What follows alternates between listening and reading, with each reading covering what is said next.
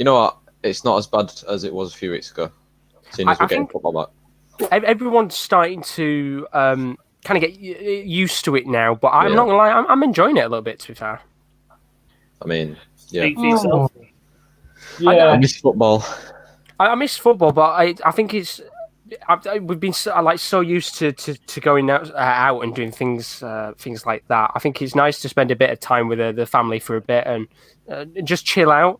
But obviously, when everything opens back up again, it's going to be absolute limbs everywhere. I know Five Guys is opening again.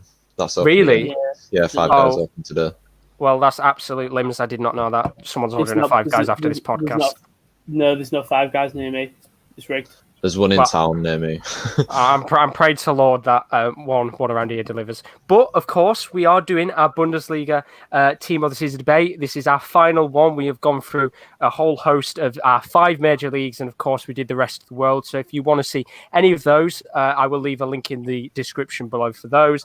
But before we go on to anything football related, I would strongly suggest that you keep your eyes out for, thank you very much, Rowan. Rowan is actually managing the screen today because, unfortunately, my laptop is pretty shite, the one I'm using. Should have it back next week. But the NFL Corner will be live with the NFL 2020 draft. Will and Kieren L will be live with that midnight UK time tomorrow, and they will be here for the entire weekend covering all that goes on. Kieren L, you could tell us a bit more about that. Yeah, I was going to say, thanks for reminding me I'm going to be here all weekend from midnight onwards every single day. It's not a chore. No, it's definitely not. No, I don't mind.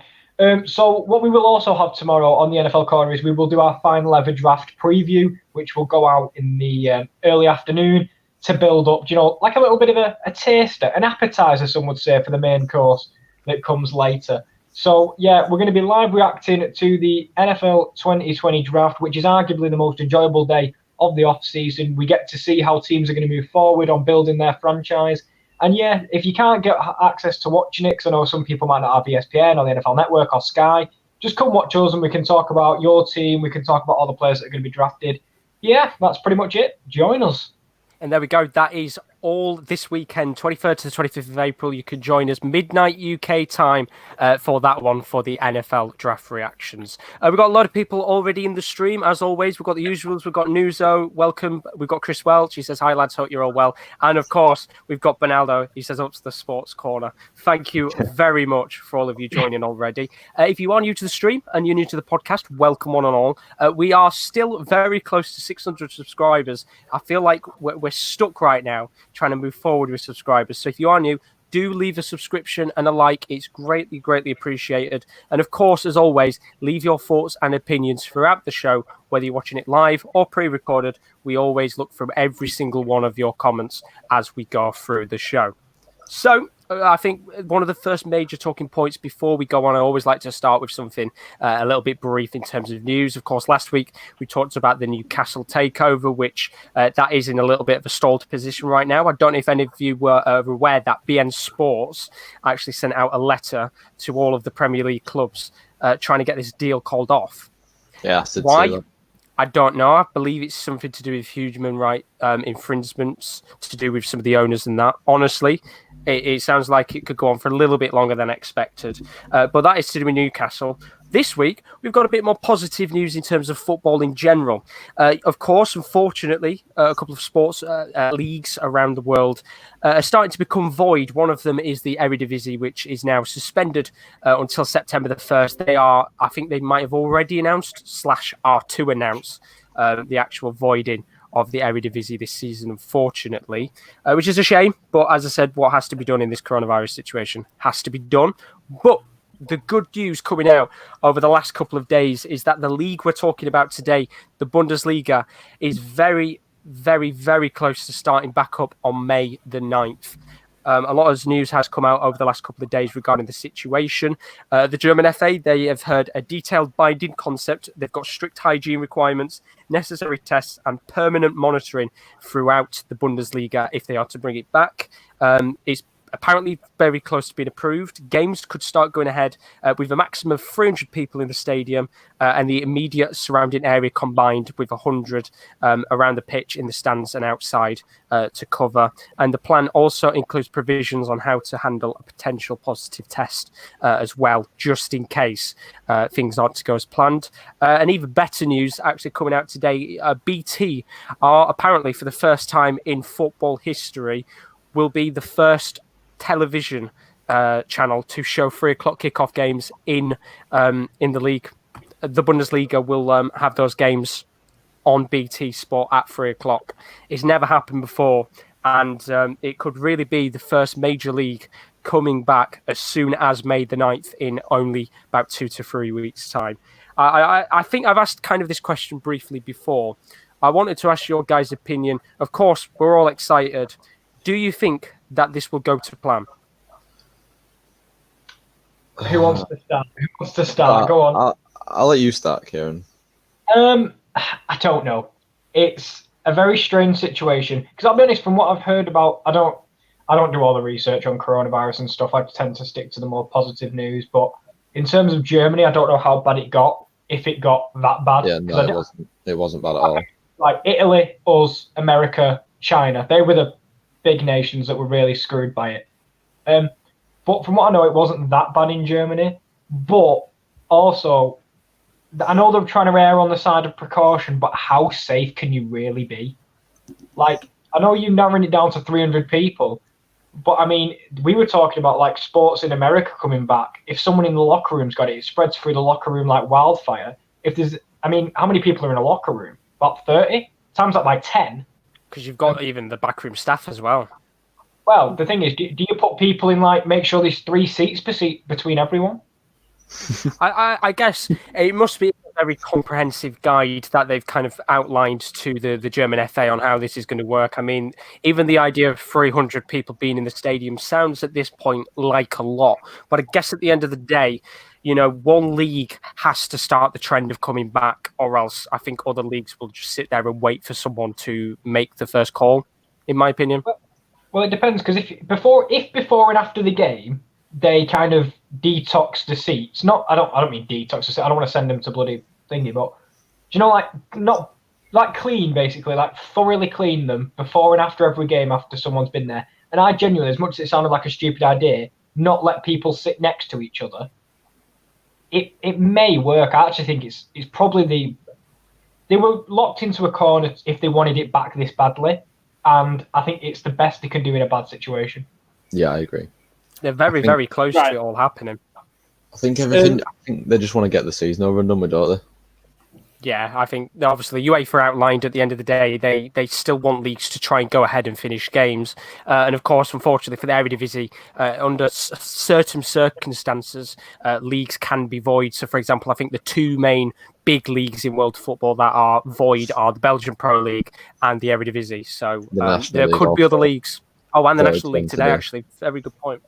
Well, Chris Welch said, I hope the season gets played completely behind closed doors. Now be great, right?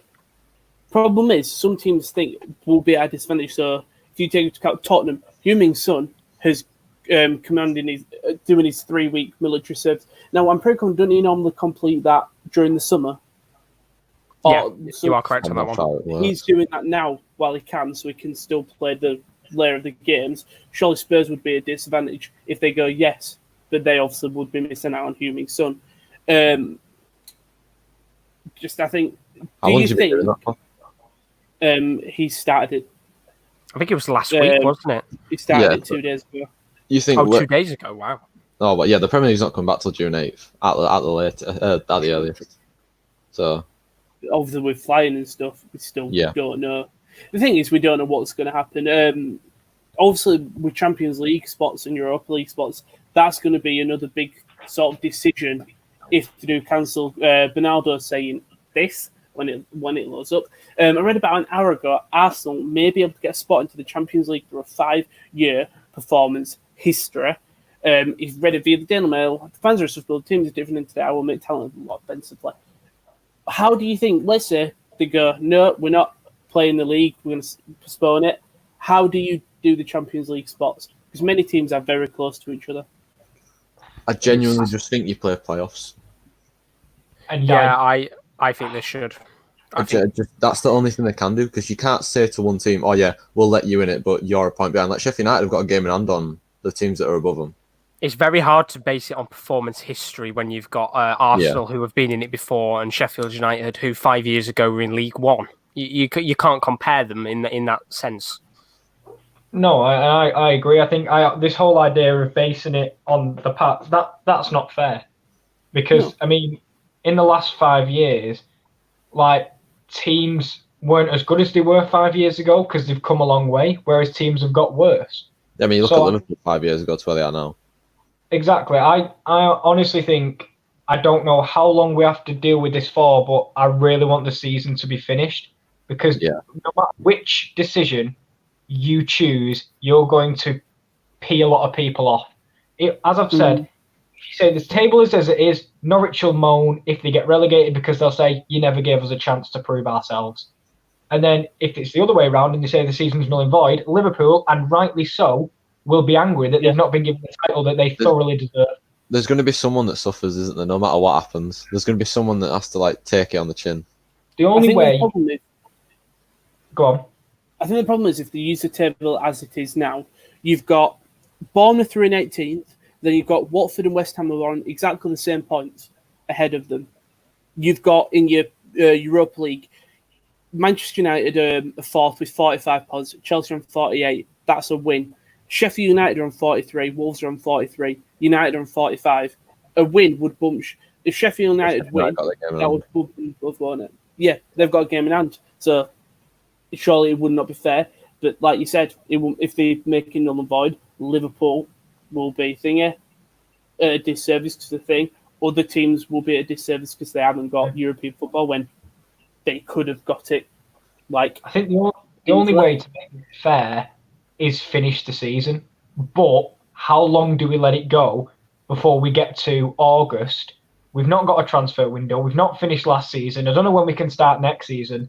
Yeah. And it's kind of turned the footballing world kind of upside down a little bit, really, unless they go the route of playing them behind closed doors, which is, I think it might be the way it seems to go in England. Yeah, it is. I think that's how it's going to be. The real issue, I think, as well, is that we're now at a stage, and it's a very good point there by Bernaldo about the last 5 years' performances being the likes of City, Liverpool, Arsenal, United. Obviously, these teams in the past are not the same, specifically Arsenal, United, if you compare it to City and Liverpool. Even Liverpool 5 years ago, completely different to now. But the problem is there are now leagues across the world which get Europa League and Champions League spots that are voiding.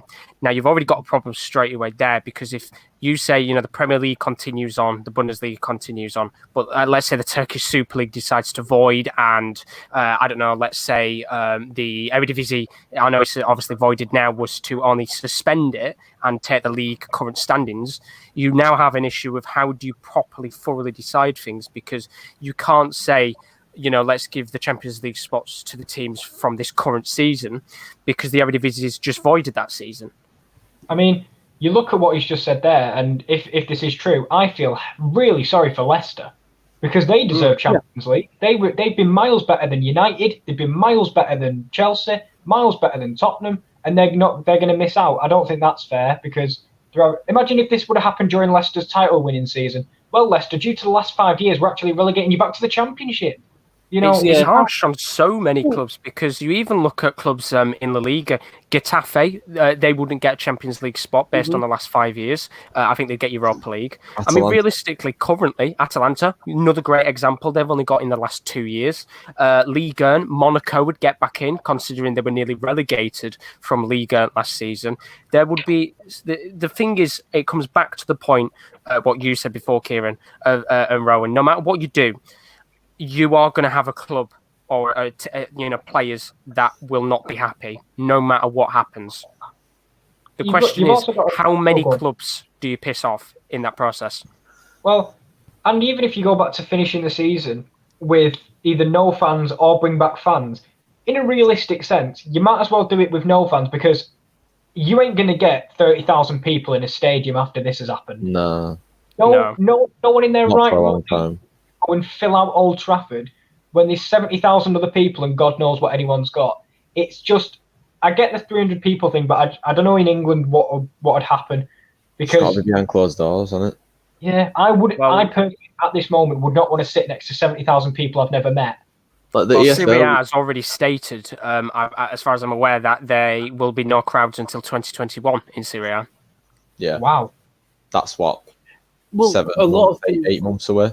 There's apparently going to be no concerts for nearly till 2021. There's not going to be a lot of stuff till 20.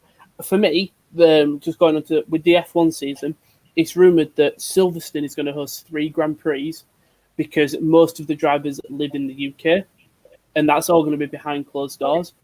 I was going to say, with F1, isn't that kind of not a good thing? But like, instead of it being a team sport, I know you've got your pits and stuff, but in terms of the actual sport itself, it's one person. So is that does that hold any advantage? No, because the behind the scenes team. Think of how many people touch the car. Well, it's not that. It's more like, let's say it's a wet race. That's at least a minimum of 3 pit stops. That's going to be contact with your 4 tire, your 8 people changing tires. You're going to have the whole paddock as well with the engineers. Everyone would have to be checked every single time they go in and out of the paddocks. It's the only way. Close proximity, isn't it, between wheels? It's the same with stadiums as well.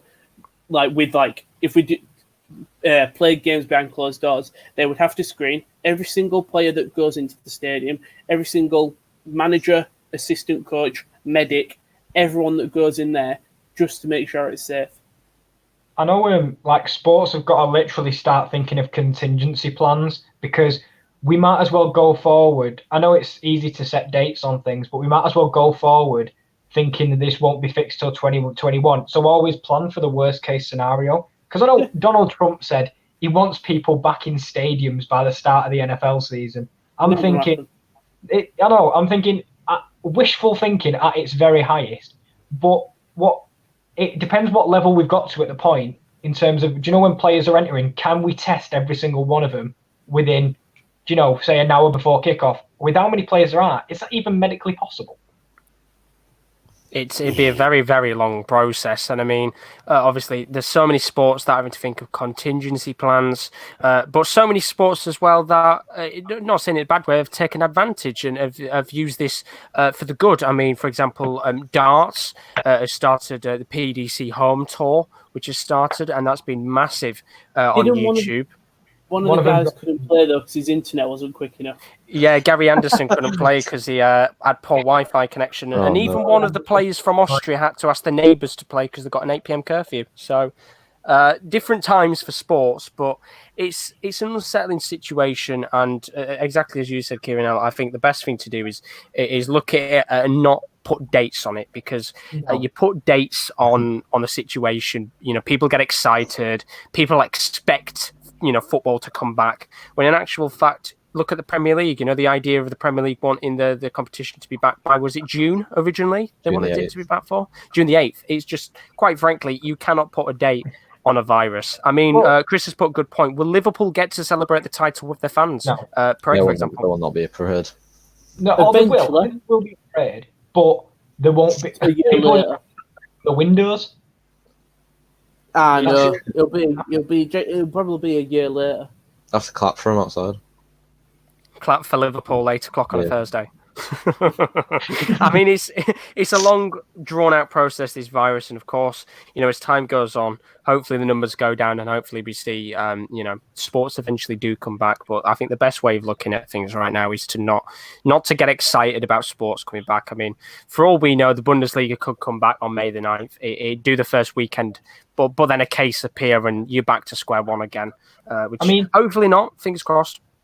You like you're saying, Josh, you can't put a date on it, because it feels like not that long ago we were watching Liverpool v Atletico Madrid and everything was kind of normal. Yeah, and the worst thing is the ministers have actually come out these last couple of days and said, do you know what, we did wrong. You look at Cheltenham, that was a stupid event to go on. But at the time, of course, it was the whole idea of herd immunity. Let people get it, so eventually by summertime, it dies off. And unfortunately, it's proved bad. I mean, we're not in the main part of summer yet, so I don't class May as summertime. April, May, summertime. No, definitely not. Because we're all inside. I mean, it's a good period weather-wise in terms of heat for an April. I mean, usually by this point, you're not seeing, 22, 23 degrees. Often you might see it, once or twice in the month if you're lucky. So weather-wise, it has been nice. But in terms of sports, as I said, at the end of the day, if the Bundesliga does come back May 9th and things work, then that is fantastic. We have access to sports. As I said before, BT, for the first time ever, will show 3 p.m. kickoffs if it does happen. So Union Berlin versus Fortuna Düsseldorf finally becomes a fun game for everyone. I'll never take a game like that for advantage again. No, I was about to say I can't wait to watch Union Berlin v Fortuna. Why are they the two teams that come to mind when we think of a crap game in the Bundesliga? We didn't even think of Paderborn. No, because they've got a good name. I tell you what, though, if it does come back, there will be absolute limbs for football fans. I suppose a positive to look at is that the death toll dropped in the UK. Did in Italy as well, actually. Yeah. It went back up again, though, unfortunately. I think you have to look at it that always at the weekend, the number will go down just because of how it runs. And, midweek it'll go up. But progressively, the number is slowly dropping. And hopefully, very shortly, it will go down. And maybe eventually we will see some form of sport, whether it be football or not, finally come back. So we'll now move on to our main topic of the day. It is a Bundesliga special. If the Bundesliga does come back, every week's going to be a Bundesliga special because that'll be the only league in the world that's still probably on. I'm missing the quiz, not going to lie. Well, the quiz. I'm looking forward to that next week. I will give a couple more details about that a little bit later on into the show. But we are here at our final team of the season debate. As I said, we've been through the 5 leagues as well as the rest of the world and the EFL. And we left the best until last, the Bundesliga. We've all been waiting for this one. You've all been hyped. This is where it begins. So usually I'd get the wheel up to decide, but unfortunately I can't get a video for it. So I did it previous to this. So the order this week, if my memory is correct, Rowan, I believe it is you first. I believe it's then Kieran D second, Kieran L third, and me last, if I'm correct. Yep. Get in. My memory is absolutely solid. So first of all, Rowan, take it away with your Bundesliga team of the season, of course. Yeah, I will. Put yours in the comments as well, and we'll talk through yours throughout the show. But before I start, man, we've got one right at the top of the show. If I can find it, there we go, from Noosa. It loads up. There we go. He did go for Son, Hakimi, Alaba, Hummels, Fonse, Kimmich, Royce, Kai, Gnabry, Lewandowski, and Sancho. I'd like that team. Looks nice. That's a nice team, yeah. Marco Reus is an interesting choice. He's been good for when he's played. Do you know what? It's a real shame about him getting injured so much. No. He's played 19 games and got 11 goals, 6 assists, so you can't really say that's a bad return. The thing is, not bad at all. Do you think Dortmund would have won more league titles over the last couple of years if he was fully fit all the time? Yes. 100% yes. And if they kept a few players. It's a shame he's got an injury problem, isn't it? Mm-hmm. But I'll start off with my team. As my goalkeeper when I went there, Manuel Neuer, he's got the most clean sheets. As much as people don't like him, he's got the most clean sheets in the thing. And considering a lot of his centre-back partnership, the centre-backs haven't been playing a lot. He's obviously had to make some good save. He obviously does make the rash mistake when he's rushing out of his box. But I just feel like Jermaine. Goalkeeper to have one for Burke. 22 games, 8 clean sheets. Another shout is Peter Gulaski from Leipzig, and also Nubel from Schalke. He's got 20 games, 6 ones. I went for Burke though. Dortmund have had a problem. That's why I haven't put a Dortmund centre back in. I haven't done any Dortmund defenders, but Burke has been one of the reasons why they're second. Along with their strikers. At right back, I went for Benjamin Pavard, 35 games. It's the most as a Bayern player. And considered it's more than Alphonso Davies. I think he's played 6 games more than him. On the opposite side, centre-backs are on like 20 games and stuff like that. He's been quite consistent. Bayern have got one of the best the joint best defensive record, so I felt like I had to put at least a couple in. I've gone for Kosman at right back. He played 33 games for Leipzig. I just wanted another Leipzig player in there, and he was a right back. Played quite a hefty amount. Has been quite decent for them. We'll go to my centre backs. I've gone for Upamecano from Leipzig. Obviously, he's 29. He hasn't played as many games as I think a couple of his partners at centre back, but his performances have been great. It's touted him for a big move to a Premier League club. I think, is it looking like Arsenal is the team he's looking to go to? I saw. Centre back, other centre back, I've gone for Elvede from Mönchengladbach. 31 goals, 31 games, 1 goal, and Mönchengladbach 30 clean sheets. They're joint second. He's had a good defensive record and all that.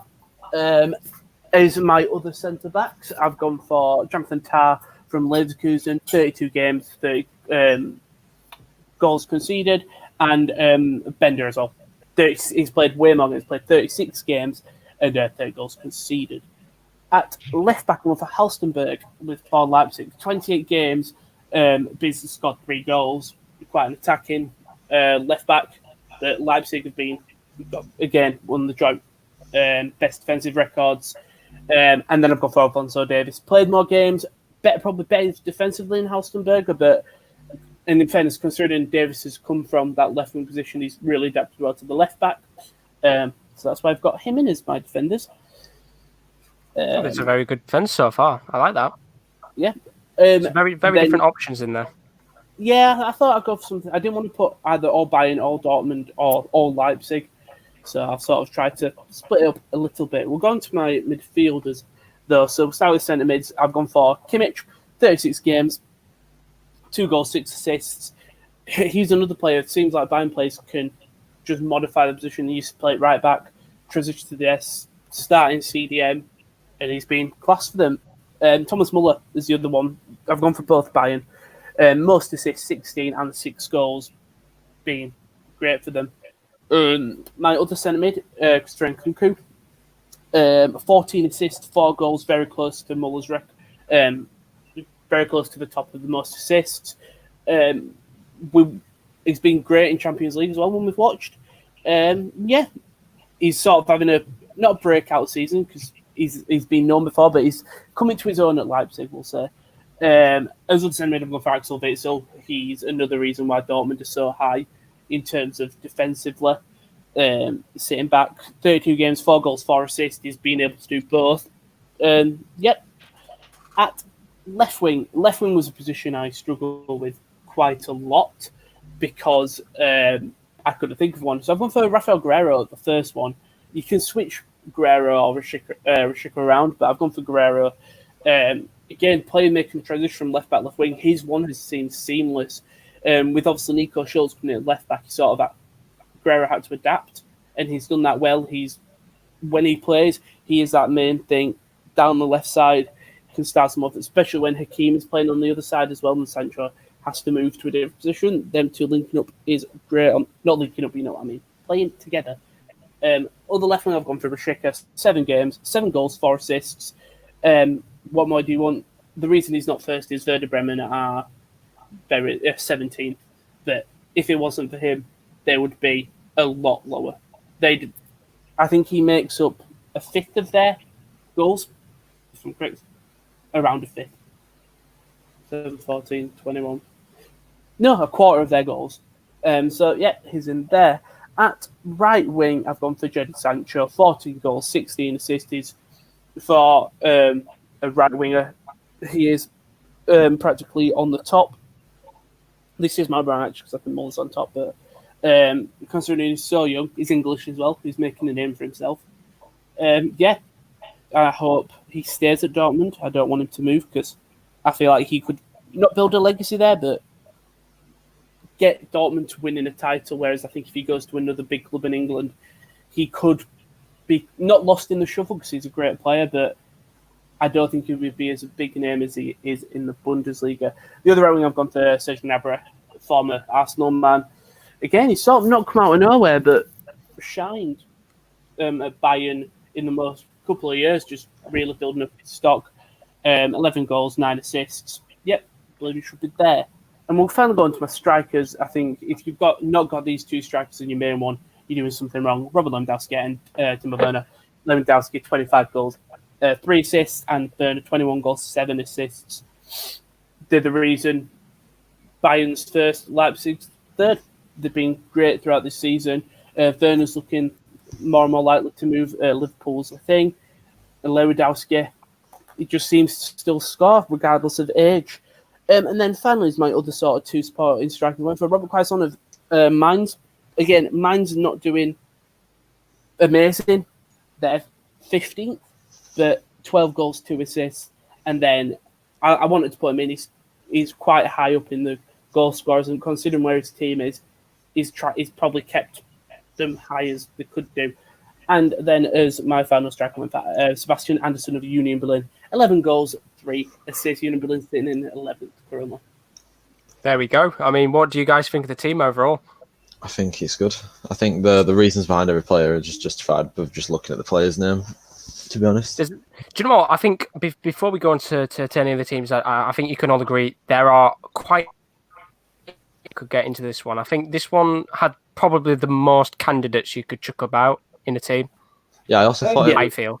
In the Bundesliga, it's there's got to be the highest amount of assists in there for sure. Like there's a lot of players over 10 assists, whereas in the Premier League you don't really see that. Yeah, it's a very high scoring league. It's always fun to watch just in general. A bit of breaking news, by the way, that's come out. According to Spanish newspaper AS, apparently UEFA and ECA have reportedly agreed to terminate domestic leagues by the end of July, leaving August clear for the Champions League and Europa Leagues. That's just come out in the last 10 to 15 minutes on Football Italia.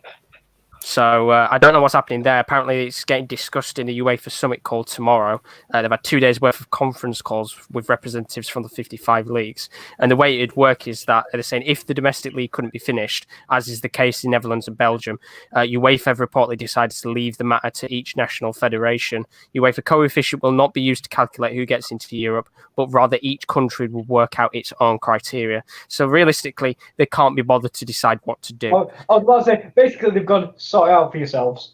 Pretty much. They've said, we can't think of something, so we'll let you have that issue. So that's apparently come out from AS in Spain and in Italy as well. So I don't know what's going to happen with that one. But Rowan's Bundesliga team overall, I think we can all agree it's pretty good. Yeah. Yeah, there's no outrageously... They're all deserved to be in there. Yeah.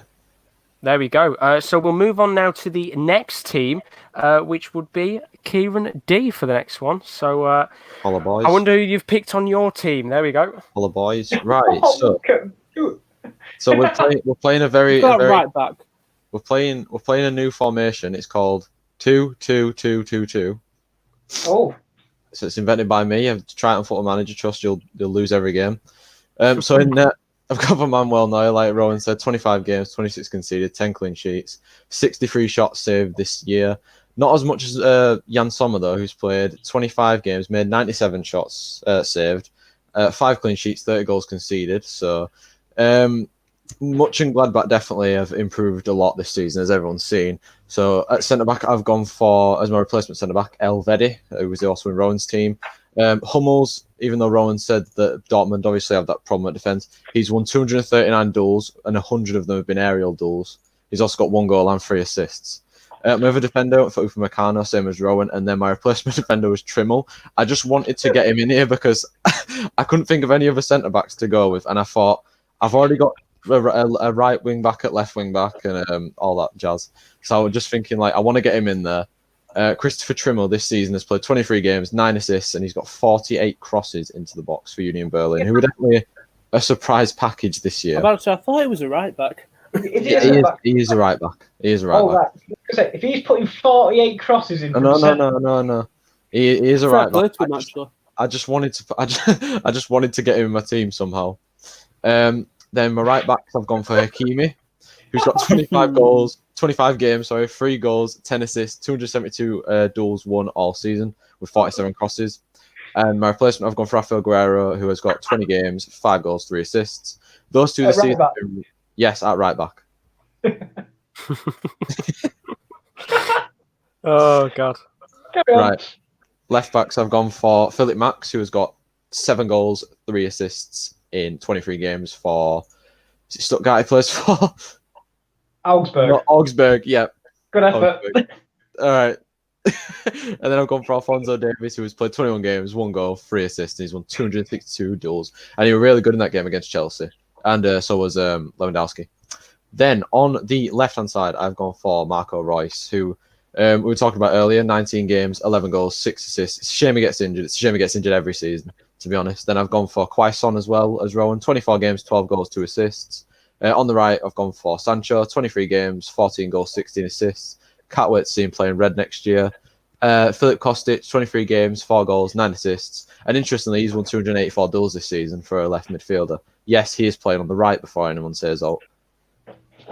In the middle, I've gone for Thiago because he's played 22 games, 3 goals, got no assists. But in the he's probably been the most consistent player for Bayern Munich this season. And we always used to talk about, when we did the podcast in the studio, we always used to talk about how big of the game he's had for them, how he's just nicked a goal, obviously. And he's probably one of the most aesthetically pleasing players to watch play football and pass a ball, probably along with Jorginho as well. They're two great passes of the ball. Then I went for Coutinho, quite a controversial one. 8 goals, 6 assists. Obviously, he's not been at it all season, but I just think for what people criticise him for, he's definitely a lot better than that, and he's proven it this year at Bayern Munich for sure. And today he's been offered to Chelsea, hasn't he? I'm pretty sure the Barcelona offered him to Chelsea, which should be interesting to see him back in the Premier League, not playing for Liverpool. Then I went for Christopher Nkunku, who has definitely been one of these surprise packages this year. 23 games, 4 goals, 14 assists. And out of those 23 games, he's only actually had 15 starts, and he's been substituted just 7 times this season. So to have 14 assists and 4 goals in 15 starts is really impressive, to be fair. And he obviously got those 4 assists when Leipzig, who was it they beat? They beat someone and then he got 4 assists. Anyone remember the thing? I can't remember off the top of my head. Was it one like... Oh, I know what you're talking about. I remember, but I'll go find it. Don't worry. All right, so he got 4 assists in one game, and I thought like it'd just be a disservice to not put him in. And I felt a little bit sorry for Muller because he has got the most assists in the the Bundesliga. Go on. They beat Schalke 5-0. That's it. Muller 25 games this season. No, it wasn't. 4-0 win over. Oh, sorry, carry on. I don't know where it is. Muller, put him in there. He's got the most assists in the Bundesliga this season. 25 games, 6 goals, 6 assists. He's 30 years old and he's still kicking up numbers like that, which is impressive for him. Up front, I've gone for John Cordoba and Weghorst as my replacement strikers. John Cordoba, 21 games, 10 goals, 1 assist. Weghorst, 24 games, 11 goals, 3 assists. And up front, I've gone for the 2 main men that are probably always going to be in the Bundesliga team this season for as long as they're in the league. Robert Lewandowski, 23 games, 25 goals, 3 assists. And Timo Werner, 25 games, 21 goals, 7 assists. Pretty self-explanatory while those 2 are in there. There we go. I mean, a couple of different choices in there. Kostic is one of them. Guerrero, Trimmel, Sommer, a couple of different ones. Max as well. A couple of players. Do you know from Footy Manager where they have the red bar? I think Guerrero playing right back. Why didn't you put Coutinho at left and Quaison at centre mid? Because Quaison's a centre forward. That makes more sense. He's got an inform at left forward. I just thought he played there. Why didn't you just put Kostic left mid and put Quaison on the right? Just mess it up a bit more. To be fair, you could have put Sommer at striker if I was you. You know, he's got a pretty decent kicking for a goalkeeper. After I'd sent it to you, Josh, I remembered that I didn't put Benzabeni in it, and I was like, "Oh crap!" Who would you have put Benzabeni in for? That's the thing. I'd have probably changed. I'd have probably taken Rice out. Put Quaison at left mid, Max as the replacement left mid, and then put Benzabeni at left back.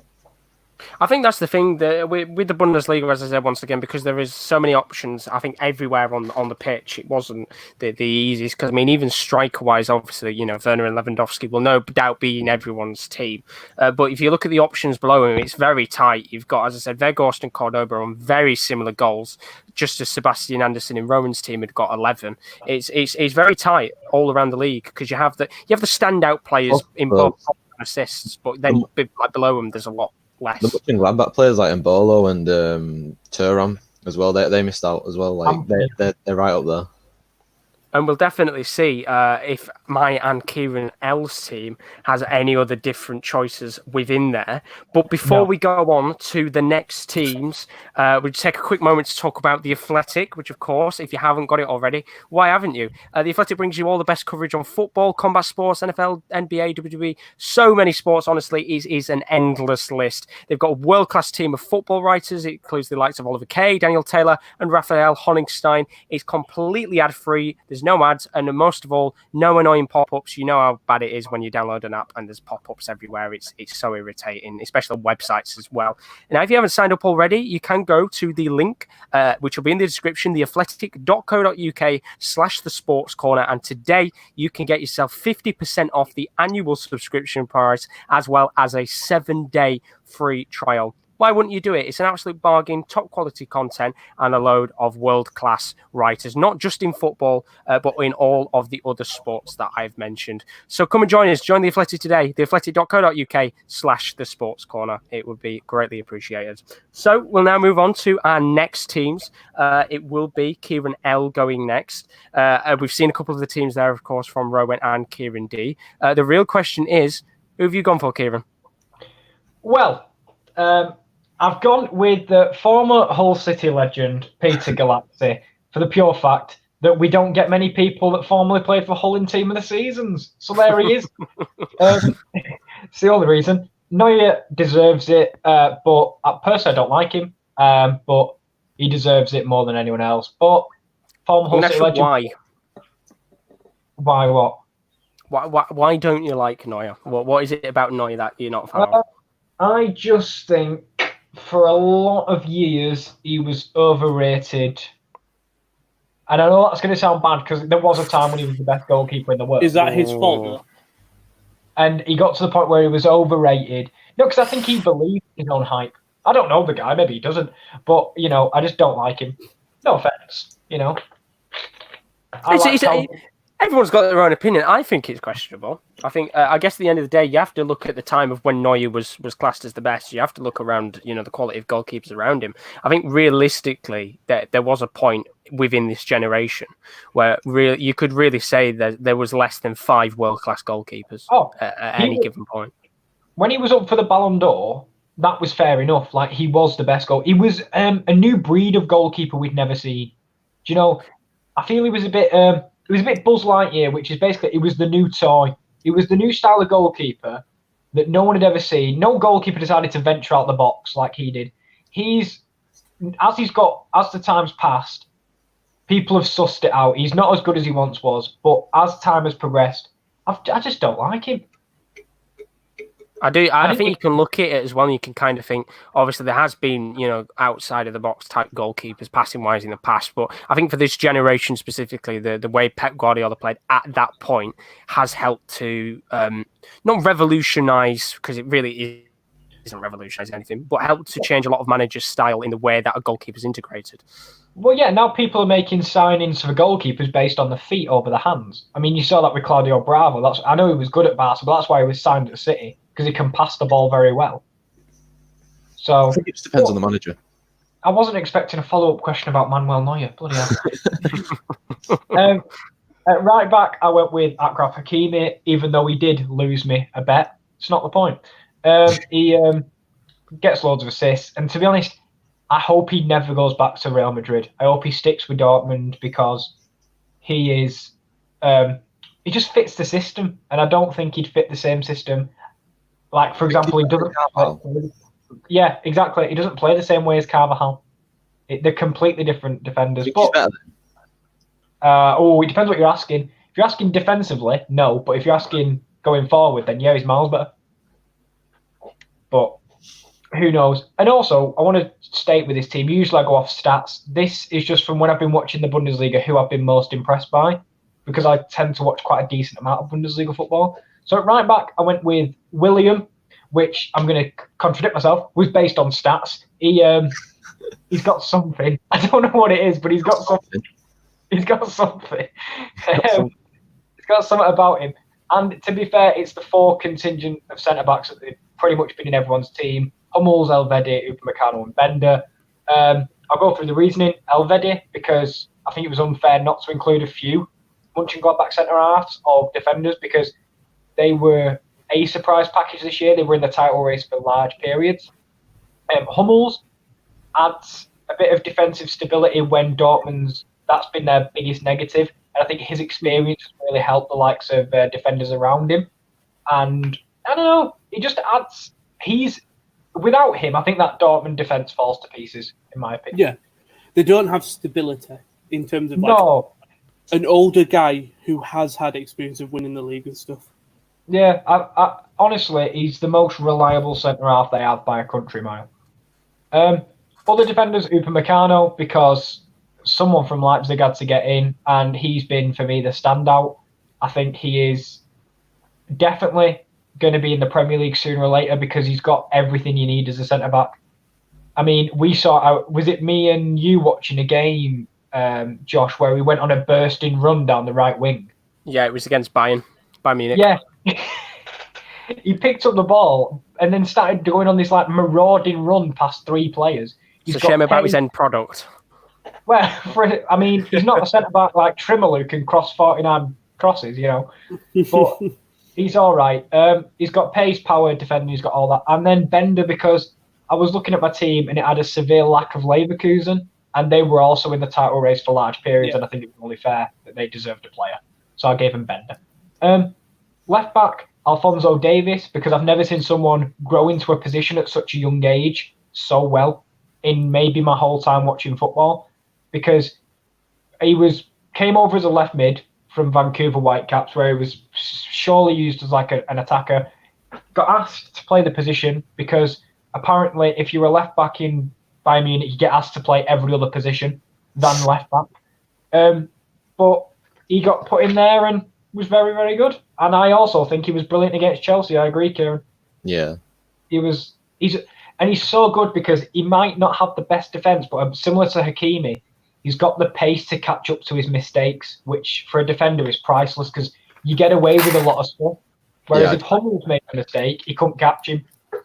I genuinely think that performance against Chelsea might be one of the most complete fullback performances I've ever seen from a fullback. Yeah, and to say he's a left midfielder, it's crazy. Ben Sabine, because he came in, Stade Rennais, was it, Josh? It was indeed. He came in from Stade Rennais. This is his first season in the Bundesliga, I think. And he's added, look at Mönchengladbach from last year to this year. There was a severe, vast improvement, especially defensively. And a lot of that can be credited to Ben Sabine. And he scored a double from left back. I know one of them was a penalty, but, it happens. Every goal counts. Exactly. In the midfield, I went with Axel Witsel because as much as I just love him as a player, and I think he's the linchpin to Dortmund's midfield, he actually has a 95% pass completion record. And that's unbelievable, considering he's played a lot of games this year. So then I'll go to Kimmich, who again, for some reason, if you're a fullback, you get moved everywhere else. So he now plays midfield. And for some reason, he just fits midfield a lot better than I think he fits fullback. He's got that defensive stability about him, so he can, sweep up behind the midfield, and he just seems to be very consistent, really. And it seems like he's still young, isn't he? Yeah. He's like 23, 24, but it feels like he's been around forever, and I don't know why. Speaking of young, Christopher Nkunku, he's kind of came from PSG. He always had the talent, but he never got into the PSG side to show it, whereas Leipzig gave him a chance to really play as himself. And as Kieran says, for some reason, always gets subbed off. Or I don't know why. But he's had, is it 12 assists this year, I think? But it's 14. Just look at what we've got to compete with in the Leipzig midfield. There's a lot of the same type of footballer in there. Yeah, there is no defensive. I remember I think I messaged this to the group once. I was watching them play, and Sabitzer was the deepest lying player, and he's an attacking midfielder. Exactly. They all play attacking. Oh yeah, they don't know what defense means in Leipzig. I'm pretty sure. You don't really need when you've got Upamecano, Mukiele, Kanate. Yeah. Or back if he's back. Halstenberg, Klosterman. They've got a good team. Yeah, they've got a litter of talent in Leipzig.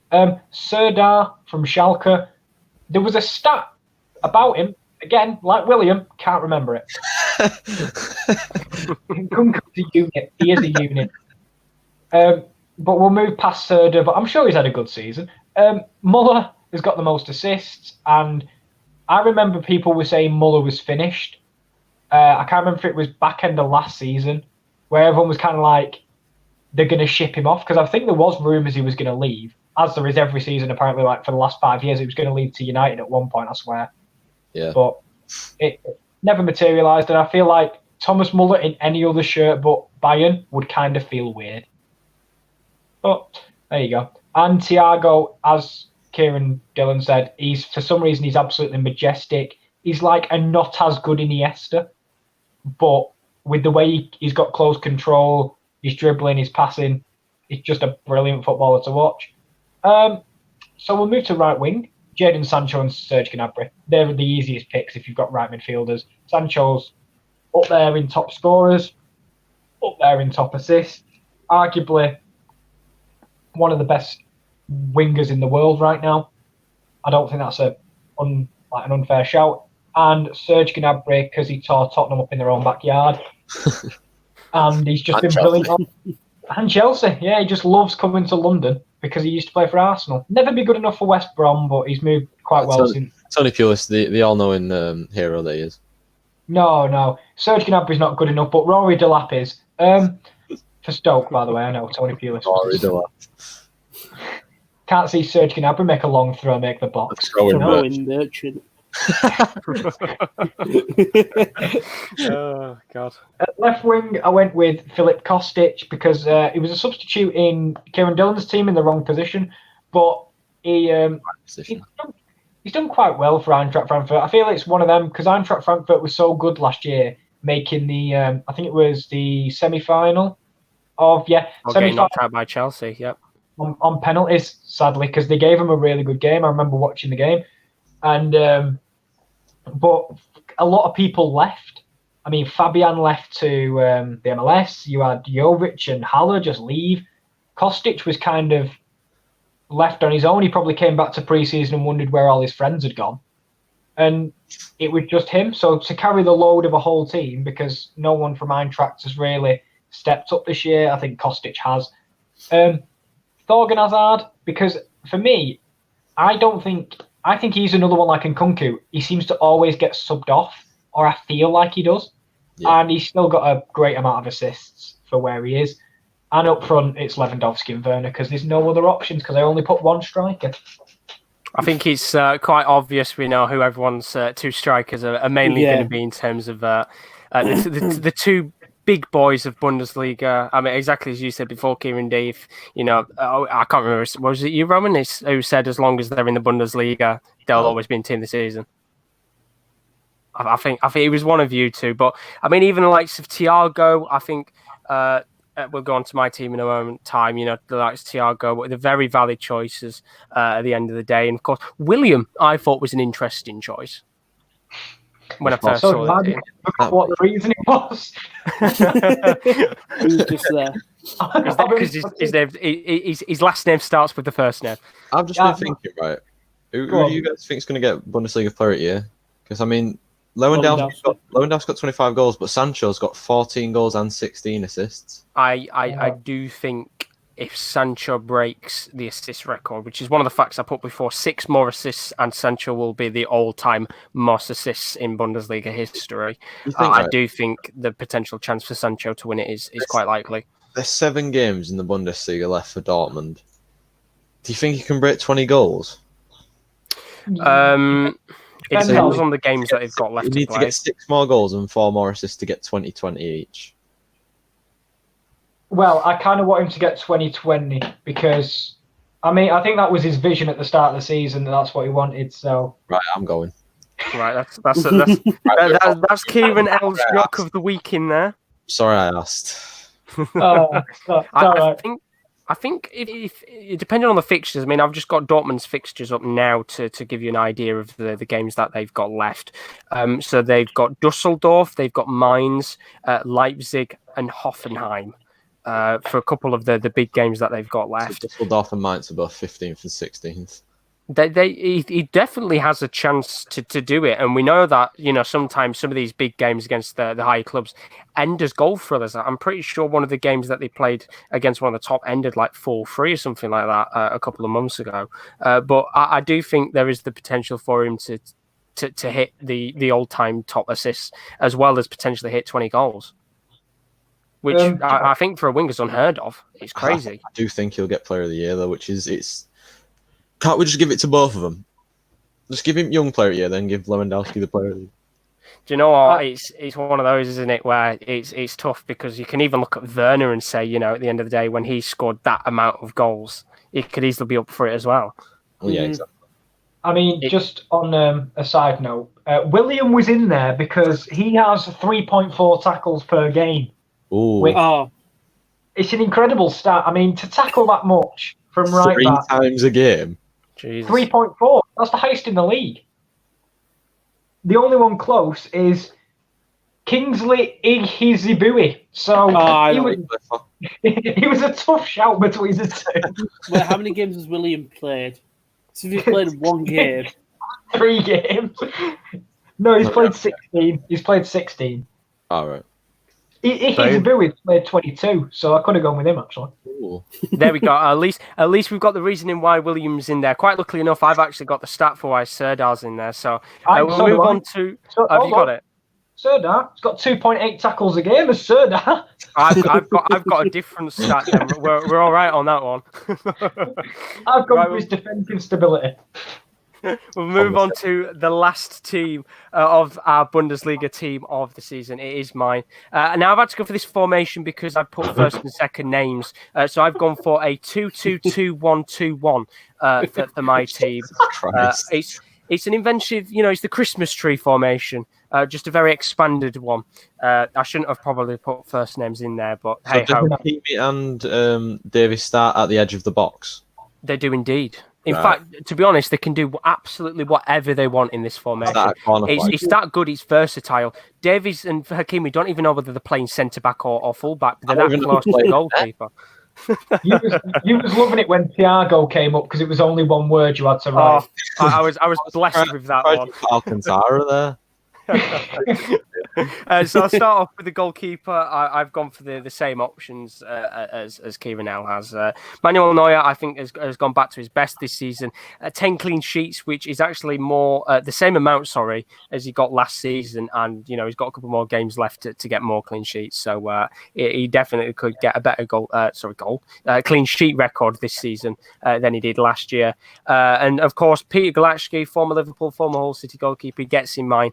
8 clean sheets this season, the second most in the Bundesliga. I think he's got every reason to be in there. Of course, you could have had the likes of Sommer in there as well, but I put Galacki in.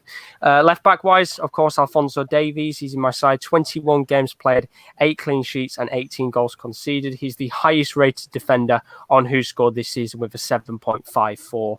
Absolutely deserved, and just it's crazy how versatile Bayern's defence is, just as much as Leipzig's defence, because Marcel Halstenberg, 21 games played, 7 clean sheets and 21 goals conceded. He's played 3 positions this season, left mid, left back and centre back.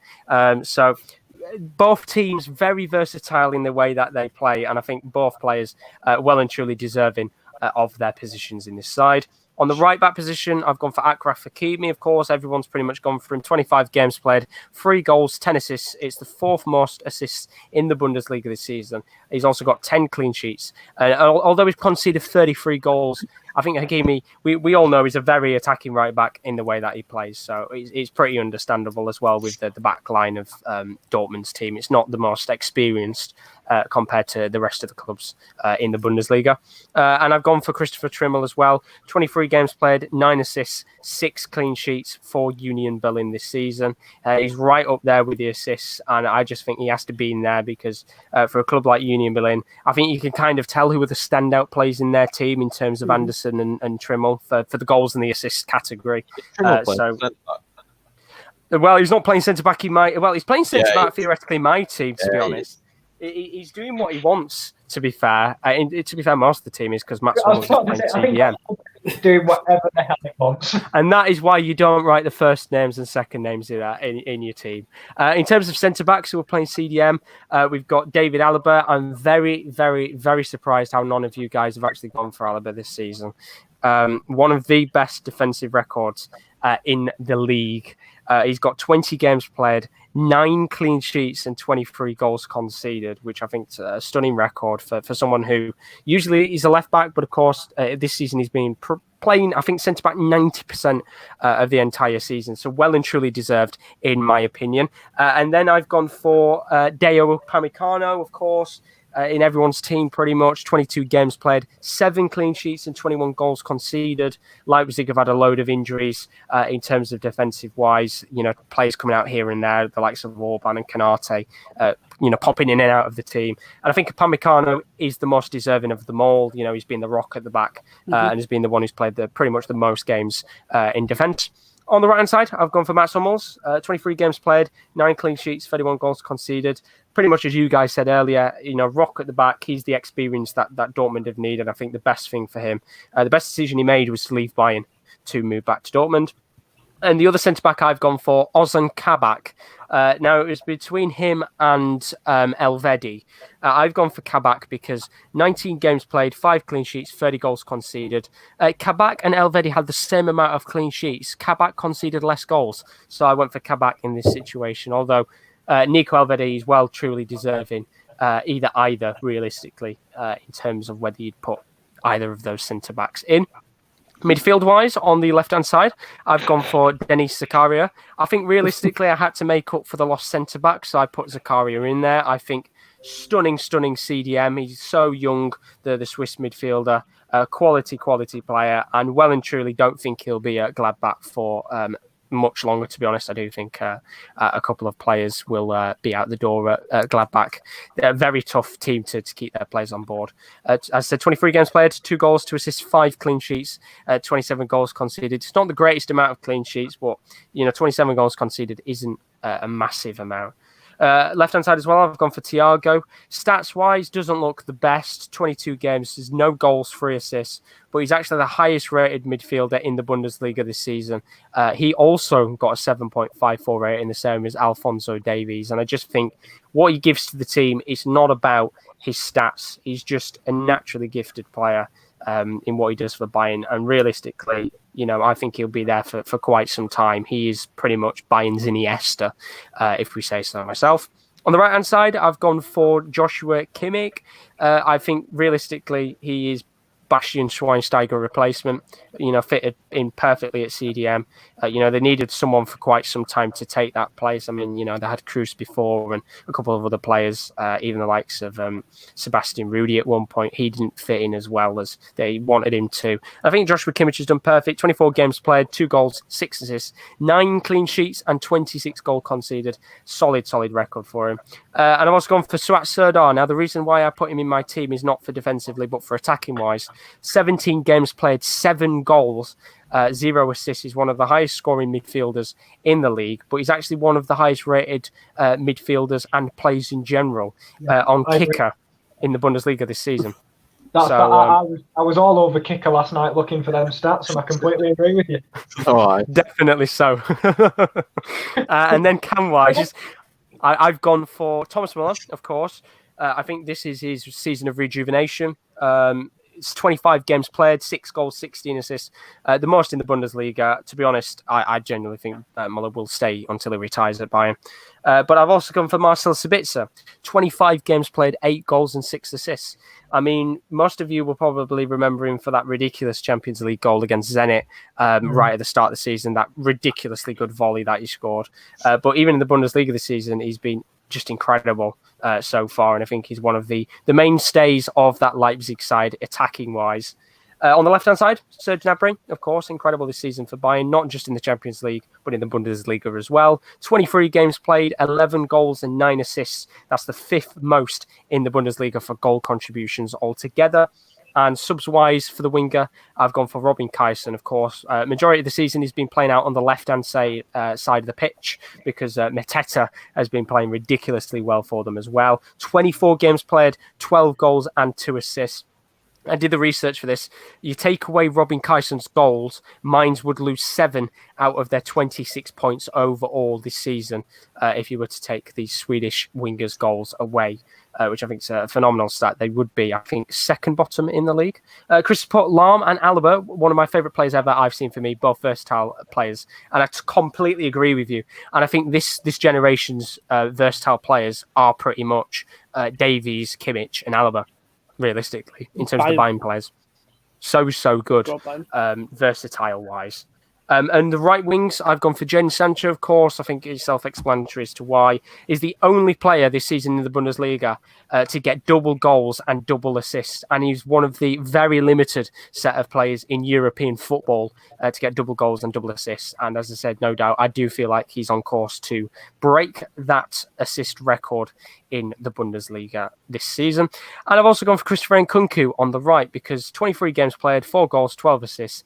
He's played winger 90% of the time this season. He plays on the right wing, which is probably why he gets subbed off more than you'd expect him to, just because of the way Leipzig change their formations and move it about. Of course, you know, sometimes they're playing a 3-5-2, sometimes they'll try like 4-3-3 in that. So I think that's why Nkunku gets subbed off so much. And the two strikers, of course, very, very self-explanatory. Robert Lewandowski, 23 games played, 25 goals and 3 assists. I think most of us were sat here at the beginning of the season, you know, thinking, is he actually going to go on to break the record of the Bundesliga goals? You know, unfortunately, he picked up that injury, which has kept him out for quite some time. So we won't see him break Gerd Muller's record. And I don't think it was ever going to be possible for him to do it anyway. And Timo Werner, 25 games played, 21 goals, 7 assists. Both of those players are joint second for the most goal contributions this season. Chris has asked a question. Where do you think Sancho will go if he leaves? If I speak... obviously, you want him at United, don't you, Kieran? I think he will go to United. I don't think he'll leave. I don't want him to leave, but I think if he does, it's going to be an English club. I'm going to go Chelsea. Something a bit different. To be honest, I don't want him to move, and I can't think of a team I'd like him to go to. I think, honestly, the best thing for him to do is to stay at Dortmund, because exactly as you said before, Rowan, I think, you know, Dortmund are the type of team, very similar to Ajax, and that players will come and go around you. If you stay, you become a legend of the club. Look at Royce. Yeah, exactly. Literally, he's been recycled through how many versions of that 11, yet he's stuck by alongside probably Lucas Piszczek as well. I sadly don't think Jadon Sancho has that loyalty in him at all. Unfortunately not.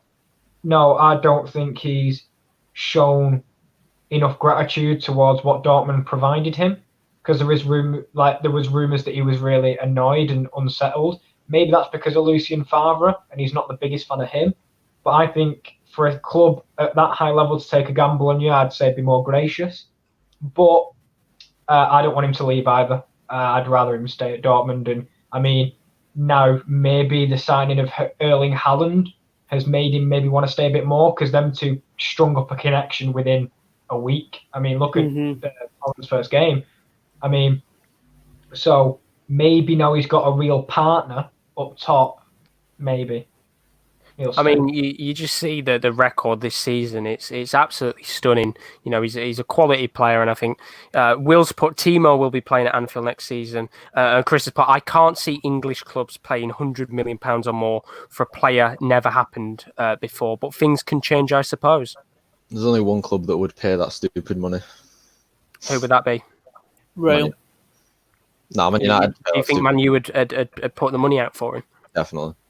To be fair, but it's a bit strange that if you do buy him for 100 million, isn't that only like 20 million more than Harry Maguire or something? Exactly. I mean, this will be one of those transfer sagas that if he doesn't leave even this season, it will spur on for a couple of seasons, because, you know, he's one of those players, you know, very similar to the likes of Neymar, and that clubs will just constantly get linked to him no matter what he does. You know, if he plays poor, you know, because he's an English talent, people will still be scouting him, and you'll see in the newspapers Man U getting linked to him every year, and Liverpool and Chelsea and clubs like that will always get linked to him, I feel. One place I'll go on. No, I was just agreeing with Josh. Oh, I was going to say, I just hope he never goes back to Man City. I don't think Yeah. that happening. And to be fair, they didn't want him once. That's the only reason, is they didn't want him once. I don't like the fact that he could. I don't think there's any trouble with him going to Man City. I think it's definitely between Chelsea and Man United if he's going to leave. But who said someone was linked to Chelsea earlier? Coutinho. I mean, if you think they've already got Ziyech, you've got Coutinho, you add Pulisic. If they do get Coutinho and Sancho, which I highly doubt they'll get both, they'll probably go with Coutinho because it's the cheaper option. But still, Ziyech, Coutinho, Pulisic, Abraham, it's quite a nice little Chelsea building, really. I think the important thing about that Chelsea side as well, you look at the ages of the players they're signing. They're in the mid-20s. The players, apart from Pulisic and that, they're the players you'd expect to start hitting their prime. Coutinho is at that part where you'd expect him to be hitting his prime, and I'd certainly say in the game time he's had, he's shown he's got quality. Ziyech, this is his best. This is his best season at Ajax, and now he's come to the Premier League. This is his real test. And I think Chelsea are building a team that they want to deliver now. Is anyone else absolutely? I don't know about anyone else. I'm really excited to see Hakim Ziyech's wand of a left foot in the Premier League. I'm very excited. I'm excited to see his two start week. I'm nervous for him actually as well, to be honest, because just on the 2 week foot thing. Go on, Josh. You continue. Sorry, I'm fuming with this too. No, it's all right. I mean, maybe his weak foot will get upgraded on FIFA next year. Who knows? I'm kind of nervous for him as well, because I think you look at the players that move from Ajax, and I think just Eredivisie in general, and you see the players that have moved over the last couple of years, and they say about the flops that have happened, the Dutch players. I mean, I do mention it a lot, but obviously I said the Memphis Depay didn't do as well. I think Ziyech is a different player to Depay, and I think he will do well. I hope he does well, because he is a talent on his day. And I think you can tell in the last couple of games he played for Ajax, not to be offensive, but he didn't really give as much of a shit as he did before it was announced of his signing. He seemed a bit more lazy, in my opinion. He looks like if something's not going his way, he doesn't want to play. Do you know what I mean? Yeah, I agree. Yeah. I don't want him to go to the club, and if something doesn't go his way, him just start acting up. I think he's the type of player that I think could act up more than Eriksen did at Spurs. Yeah. Oh yeah. Eriksen's a quiet personality. I don't think Ziyech is a quiet personality, but I mean, he's very similar. I don't want to compare him to this because this is a massive comparison. He's very similar in a way to Arjen Robben, for the pure fact you know exactly what he wants to do. Yet in the Eredivisie, they've struggled to stop him. But with the level of defender we have in the Premier League, I don't think he can be that one-dimensional. The thing is, right, about Chelsea now is if they sign Coutinho, they sign Ziyech, aren't they pretty much the same player? Think about it. They both play centrally, they both play behind the striker at cam, and they're both good from outside the box, long distance, they both cut inside and left foot. It's difficult to see him signing both of them unless you're going to play one of them as a winger. I think that's the thing. I think you've got more versatility in Coutinho with him playing. He can play on the left. I think the great thing about Coutinho is he doesn't have to have the pace to show his skills off. No, but he's just not as good from the left. If you're gonna buy Philippe Coutinho, you want to use him to the best of his ability, which would be playing him in the cam. They can't do that because they have to drop Mount. What I think they'd end up doing is Ziyech on the right, because Ziyech has played right wing before. Then dropping Willian. But the thing is, William's contract is expiring anyway, so William won't be there, and Pedro's contract is expiring as well. And as far as I'm aware, Chelsea haven't offered them deals, and it's expected for both of them to go out the door. So the right wing position will be open. I guarantee Willian ends up at Tottenham with Jose Mourinho. No, because could you imagine? Do you remember when they all used to sing about Abramovich and he chose the blue over Tottenham, and imagine at the end of the season he goes, "Yeah, I'm actually signing for Tottenham finally." I'd like him to go back to Shakhtar, to be honest. What's that? I'd like him to go back to Shakhtar, William. But we had to sign him when we had Mourinho. No, not when he originally came over, because he had a medical at Tottenham, and then after his medical at Tottenham, signed for Chelsea because his medical was already paid. Mikel-esque, man. Had a medical at Man United and then went to Chelsea. Literally, it's like Crazy, he did the isn't it? medical at Spurs. They cleared him as you're fit to go, and he went good because I can sign the papers at Chelsea then. I'm not gonna lie, though. I'm glad we didn't get John Obi Mikel. No, John Obi Mikel was just a bang average footballer, but in terms of Ziyech, I mean, right, 2-star weak foot. That's not right because I don't know if anyone saw last season against Tottenham in the Champions League. He cut inside on his right and he's pinged that beautifully, finessed it into the corner. You can't do that with a 2-star. I think Chris Welch put a comment there. Chelsea's got Kante, Mount, Kovacic, Jorginho, Loftus, Cheek, Ziyech. None of them leaving. Can't see it for Coutinho to fit in. That you think you've got to play Kante and Jorginho as at least. You've got to play because those two are the heart of the midfield.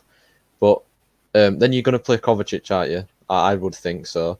And then that's your three in midfield pretty much sorted. You're going to have Abraham up front. Then you've got left wing, right wing, and I don't think you can drop Pulisic, to be fair, because when he's fit, he's really good. That's the problem. Lampard does drop him. That's where the issue is. I do feel sorry for Pulisic because he had that period at Christmas, I think, where he was really, really good. And, we saw him scoring a couple of goals and getting a couple of assists. And I think people thought, this is where Pulisic will get to shine. And then he just took him out of the team. He got injured as well. Injuries, and that doesn't help. Hampered him a little bit. And it's a shame, unfortunately. But, Chelsea, if they do go and sign Coutinho on top of already getting Ziyech, they will have a very, very stacked team. And, of course, I think it does raise the idea for Chelsea fans and just fans in general. How will they monitor who plays in the team and who doesn't? To me, it's such a stupid signing. Like, obviously, you want to sign Philippe Coutinho if you get the chance to, but you've literally just signed the player you want to play behind the striker, in my opinion, in Hakim Ziyech. Unfortunately, it's a shame because it was only a couple of weeks ago that he was getting linked with Leicester. I'd have liked to have seen Coutinho at Leicester. It's Brendan, that wasn't it? I honestly think, I know we've talked about this for a while now, I genuinely think Ziyech is playing on the right. And he might do. But if you sign Coutinho at Leicester, you can't drop Maddison. You can't drop Brighton. The thing is, if he signs for Villa, you can't drop Grealish. It's impossible. Yeah, I'm sorry, but if he signed for Villa and I was a Villa fan, I'd be dropping Grealish in a heartbeat. See you later, mate. You're on. You're gone. He's going anyways, Jack Grealish. You can't drop him again. I think. Chris has put, where do you see Coutinho going to if he returns to the Premier League? So, let's take Chelsea out of the equation for a second. Where do you think he'd be best fitted for a club? Yeah. Do you think? Direct replacement for Eriksen, just straight away. But then again, you've got Ali. Aye, but I'm sorry. I know Ali had that moment where he became suddenly, God's gift again after he started playing for 1 week under Mourinho. But I've got to admit, he's been underperforming for far too long since his first season. He lit up this league in his first season, and I genuinely thought this is the coming of God. He's similar to Jesse Lingard, in my opinion. I remember before the 2018 World Cup, I was clamouring for Lingard to start instead of Ali because I thought Ali was absolutely useless. I still think for me, Ali goes missing a little bit too much. Yeah, a great example again, just like Pulisic, you can say he had that very short spell, didn't he? I think just before Christmas, where he scored 2 or 3 goals in a row, and I think people got a little bit too excited. But anybody can do that in Christmas. The amount of games and turnover of games is so quick that you could get a good run of form going. Hey, exactly. Ali waved your hand back, scored in back-to-back games in Christmas, And he scored and he scored a bloody good goal, didn't he? That bicycle kick. Yeah. He scored a bicycle kick. No, he fell over and Cruyffed it to someone else. Chris has put definitely Tottenham or Liverpool for me. That's another club. Do you really realistically think that he would go back to Liverpool? Do you think they'd welcome him back? I think it would. They need a creative midfielder. It'd be quite funny to say, "Didn't you leave us because we weren't going to be successful?" And he comes back and he sees the Champions League that he couldn't get. It would be funny if they bought the season, and then I think the thing is, though, either way, I think if Liverpool did go in for him, I think Liverpool fans would welcome him back with open arms. Oh, yeah. It's not a case of bad blood or anything. It was very. I remember because Liverpool were not good for very, very long. Like they were pretty bad. But I remember it was always in terms of why they were not terrible was Suarez and Coutinho. literally they were the only thing. I remember they had that season with Sturridge and Sterling, but Sterling popped off and Sturridge was in the hospital half the time. Yeah. So I remember, Coutinho carried that team for long periods, and without them, they could have been in a lot of trouble.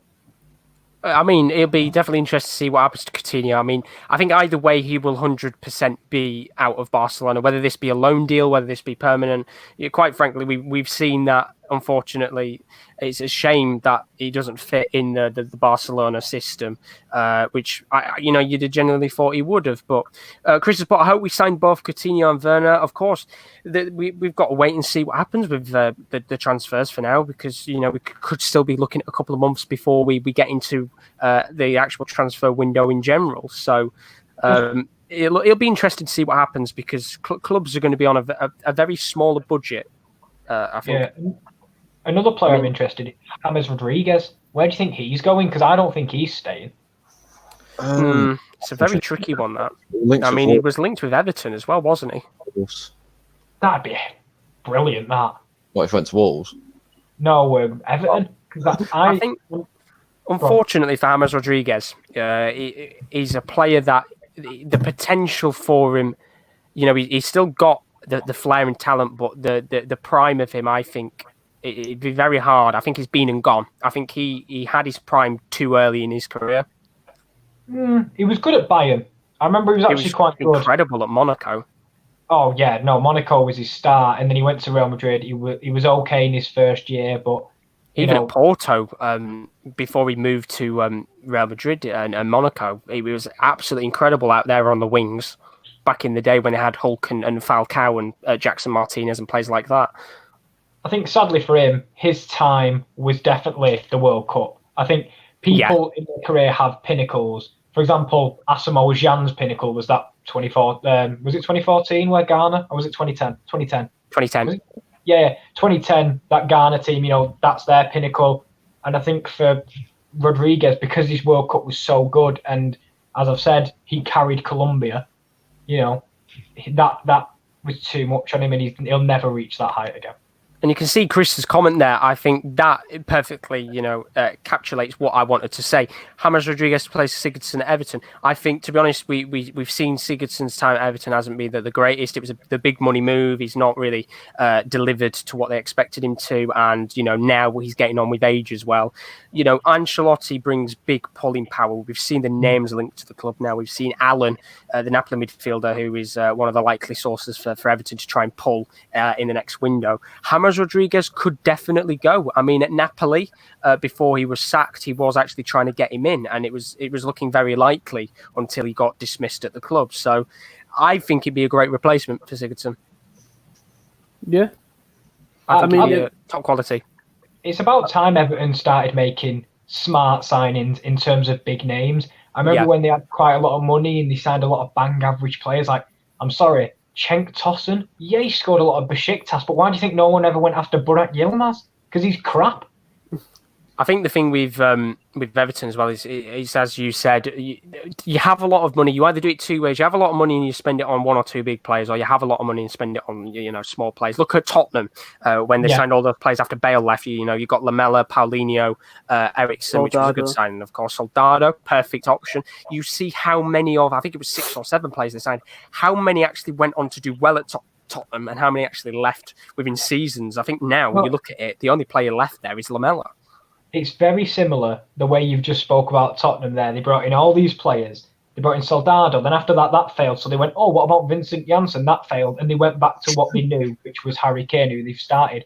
And if you go back to Everton, they've tried to sign strikers over the year. They signed, was it Sandro? Sandro, the striker. Mm-hmm. They had, Sandro, who's out in the Liga now. Signed Cenk Tosun, awful. And they've had to go back to what they know, which is Dominic Calvert-Lewin, which, by the way, England's number 9. I just wanted to get him in there, really. Could be in the most consistent team this season. If Everton don't get who they want, they can always go into the Premier League EPL, the virtual one, because Andre Gomez beat Reece James 8-0. Do you know what? There's been a lot of smashings going on, because I saw there's a Football Manager Virtual Cup going on as well. Yeah, where are we at? And we got battered 5-1 by Preston. There was, I think, one team that lost 10-1. Jesus. Oh, Christ. Mental. Yeah, Willis 1-0 in extra time to Carl and Grant. I think we lost our game 5-1. We went 1-1. It went to extra time. We lost 5-1. And I think within about 2 minutes of it going 4-1, they put out a statement saying they dismissed our manager from the virtual position. Stu MC's put Soldado had Juan Mata, David Silva, and Pablo Hernandez, yet Spurs threw him into a pathetic team. Spot on. I mean, I think another great example of a Spanish striker that didn't do as good, not as bad as Soldado did, Alvaro Negredo when he was at City. Yeah, and at Middlesbrough because... Yep. Perfect. And finally, one of the comments we've got, Will put, I don't want Coutinho back at Liverpool. Thought he was too big for us. Now he wants to come back. He can fuck off. And Chris Wells just put, Liverpool need to get rid of a few midfielders first to sign a creative midfielder. It'll be a talking point. And of course, as we get closer towards the transfer window, we'll definitely be doing a lot more around that whenever that does happen. Now, before we do go, of course, we've got loads more content to come on the channel over the next couple of weeks. On a Monday, we'd have the Hull City career, which should hopefully be back, fingers crossed, by the end of next week. On a Tuesday, we have the Wrestling Corner. We had an episode yesterday, and we had an episode, of course, coming next week. Do you know what's coming next week, Roman? There's been no wrestling, so there's not. Wrestling starts on Wednesday, so I'll tell you what did you do in last week's episode? That probably makes it easy for you. Last week. Well, yesterday's episode, we talked about the releases. We talked about where do we want to see them happening? Was it right? Was it unjust? We did a Money in the Bank preview. Obviously, it's a battle of the corporate ladder. They're going to be going up the WWE headquarters. Yeah, we had a good chat. Me and Simon did. Definitely worth watching that. I will put a link in the description for that episode. Of course, on a Wednesday, we have the podcast, as always, the Top Corner podcast. Next week, we will be doing the pub quiz. You will be able to get involved with that. There's going to be loads of rounds, loads of questions. We'll be live at the usual time of 5 p.m. for that. Get your pen and paper at the ready. Originally, I was going to do it on Kahoot, but the idea of the rounds I've got, I think Kahoot limits the questions. So I'm going to do it very similar to how we did last time. In terms of getting the questions available, let you guys kind of have the pen and paper in that. So again, Kieran? Hopefully we all have cameras. Like if we have a whiteboard, you can just flash it to the screen. So, no fingers crossed on that one. We don't want no cheaters. It's very hard not to cheat because, of course, we're not in the studio this time. But that quiz, getting the quiz on my birthday. There you go. Come and join us for it. Birthday quiz for you, Chris. It's going to be a lot of fun. I've got plenty of rounds, plenty of questions. And, well, it's certainly going to be fun to test your football knowledge. And, hey, maybe there might just be more than football questions in there, but I'll make a decision on that one. Because, of course, joining us for that, the entire Sports Corner team will be here. It will be me, it will be Kieran L, Kieran D, and Rowan from the Top Corner. We will have Simon, joining us from the Wrestling Corner. And we will also have Will joining us from the NFL Corner. So it really is the Infinity War of the Sports Corner. It's going to be good. Trust me on that one. And then Thursday, this week, let's forget about the pub quiz next week. We've got a load going on this week. It's massive for the NFL. It's humongous. And really, this next weekend is all dedicated to you guys, the NFL Corner. There's going to be the usual podcast on Thursday, but then you don't want to miss it because midnight from tomorrow and for the rest of the weekend, it's NFL Draft 2020 live reactions with Will and yourself, Kieren L. You can talk about it more than I do. No, you've done a fantastic job. And this is what we have been looking forward to because as all the sports are going down the pan pretty much, this one's been keeping us going. We've been looking forward to this for, I'd nearly say, since we were back in the studio, which, God, how long ago was that? It was quite some time ago. Yeah. We've been looking for over a month at this, and then the day's finally come. It's felt like every day's Groundhog Day getting up to it, but it's finally here, and I can't wait to live react with everyone. And it'll be either a rather good day for some teams and rather a bad day for some others. Please make sure to join us, and also there'll be a video out before the midnight live stream, another live one with our final mock draft before the thing goes live at 12. So excited, Josh. So much content on the NFL Corner. You do not want to miss it if you are an NFL fan. So we'll have a podcast tomorrow, which will be available. And then midnight UK time will be the start of the first stream. And they will also be streaming for the rest of the weekend with the NFL draft reactions. It's safe to say there could be plenty of shocks and plenty of surprises there. And then on Friday, once again, usually have the Hull City career mode. Hopefully that will be back next week. I'm looking to have that back for next Friday. And I should be able to upload the episode straight away. So that'd be episode 2. So honestly, thank you ever so much for everybody that's joined us. Take care and stay safe. Thank you very much, Chris. Really do appreciate it. If you're on his channel, as always, do leave a like and a subscription. Very close to 600 subscribers. It would be very, very greatly appreciated. And join us next week. It is the pub quiz you've been waiting for. This, if you were here for the Christmas quiz, it's going to be very similar to that. Loads of questions, loads of rounds. It's going to be so much fun. So thanks once again to Rowan, Kieran L, and Kieran G, David, for joining me as always. Greatly, greatly appreciated. Kieran G, not Kieran G. To be fair, I accidentally put Kieran with an A in the PowerPoints. So I will apologise for that. Put my hands up. I do apologise. But once again, thank you very much for joining us. We'll be back next week, 5 p.m. UK time. We'll see you then.